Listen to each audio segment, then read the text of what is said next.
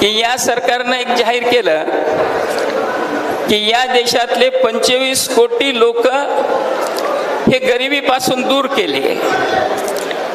जर 25 कोटी लोक गरिबीपासून दूर केले असतील तर एकीकडे सांगतात की आम्ही 80 कोटी लोकांना फुकट धान्य देतो. जर लोक गरीब असतील तर फुकट धान्य कशासाठी घेतील?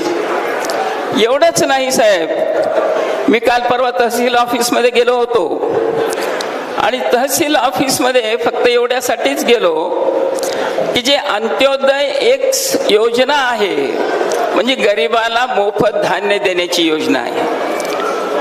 मी ऑफिसमध्ये विचारलं, बाबा 2014 मध्ये अंत्योदय या स्कीम मध्ये संख्या किती होती आणि आज त्याची संख्या किती आहे? साहेब, जर गरिबी दूर केली असेल तर ती संख्या कमी व्हायला पाहिजे, पण ती कुठेही कमी झाली नाही, उलट दुप्पट संख्या झाली.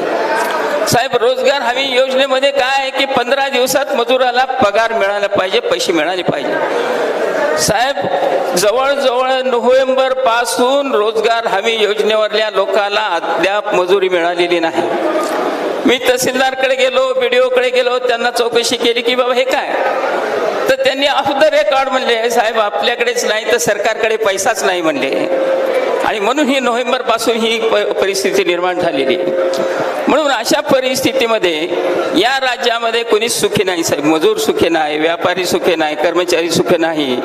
यांनी ते आपला दवाखाना सुरू केला. बघा साहेब, आम्ही 1-2 ठिकाणी जाऊन बघितलं, दवाखान्यात काहीच व्यवस्था नाही, नुसतं पाटी लावलेली की आपला दवाखाना. आणि मग त्या आपल्या दवाखान्यात म्हणजे काय, नुसतं जाऊन बसायचं की काय करायचं जर औषध पाणी बरोबर मिळत नसेल तर? आणि म्हणून हे सरकार फक्त फेकाफेकीचं काम करतंय, योजना जाहीर करतंय, करोडो रुपये योजनेवर सांगतंय की इतके कोटी रुपये आम्ही दिले. आणि हे गणित कसं लावतात साहेब? अरे प्लीज शांतता बाळगा. हे सांगतात कसं साहेब? हे जे आकडे सांगतात ना, हे कधीतरी पूर्वीपासून सुरू आले असले आकडे सांगतात साहेब. यांनी काय, आजकाल तर ते आता माहिती सगळ्यालाच, ED लागते, CD लागते, इन्कम टॅक्स लागतंय, बरोबर आहे. ज्याला ED लागलंय त्यांनी त्यांच्याकडे जावं, ते सर्फनी साफ करतात, बरोबर आहे, त्यांना काही होत नाही. साहेब, यांच्याकडचे असे डझनभर लोक आहे ज्यांनी करोड रुपयाचा घोटाळा केला. साहेब, पंकजा मुंडेचं साहेब चिक्कीमध्ये ज्यावेळेस आपलं मंत्री होती, करोड रुपयाचा घोटाळा, बरोबर आहे. त्यानंतर साहेब एक उदाहरण, असे अनेक त्यांचे जेवढे मंत्री होते त्यांची प्रत्येकाची घोटाळा आहे त्याच्यातली.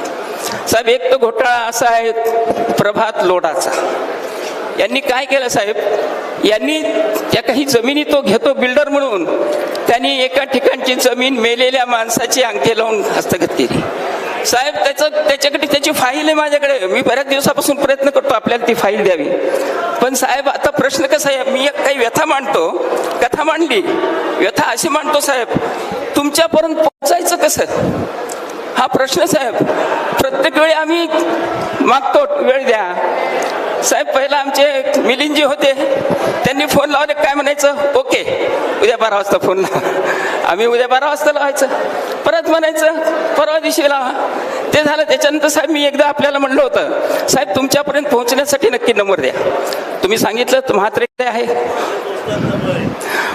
म्हात्रेकडे साहेब 1 वर्षापासून सर आमचे काही मार्केट कमिटी इथं 2 निवडून आणले आम्ही.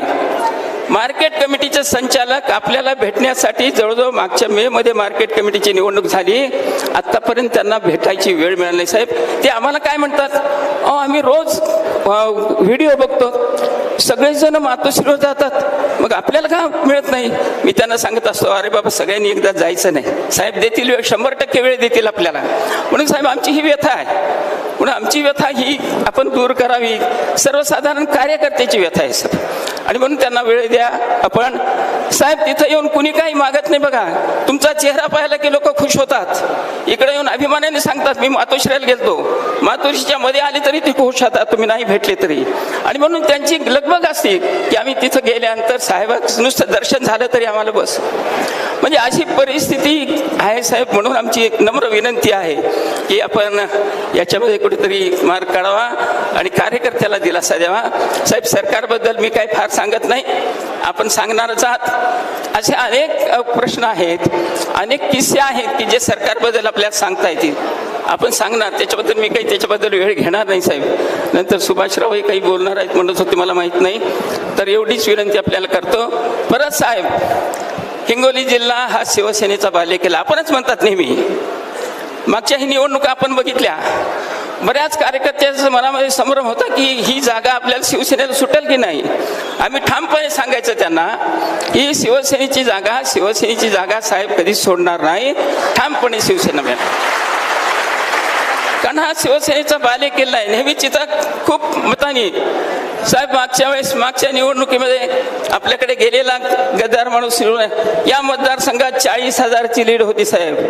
माझ्यावर काही लोक ॲलिगेशन्स करतात, तुम्ही असं केलं तसं केलं, पण काय परिस्थिती ते सांगत नाही साहेब. तुमच्यापर्यंत काही गोष्टी पोहोचत नाहीत म्हणून कधी कधी आम्हाला शंका येते की आमच्यामध्ये आणि साहेबामध्ये कुणीतरी दुरावा निर्माण करतोय. म्हणून साहेब, जेव्हा जेव्हा आम्ही वेळ मागू नक्की आम्ही पक्षाच्या हिताचंच तुम्हाला सांगू, काय वेगळं सांगणार नाही. म्हणून एवढीच विनंती करतो साहेब, आम्हाला आपण वेळ द्या.